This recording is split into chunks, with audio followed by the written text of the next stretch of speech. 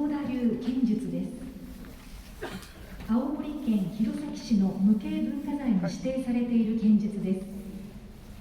打ち太刀は3尺以上の大太刀を持つ鎧武者を想定しており、下太刀はそれより短い太刀や小太刀を使った技で、首や肘の裏など防具が薄いところを狙います。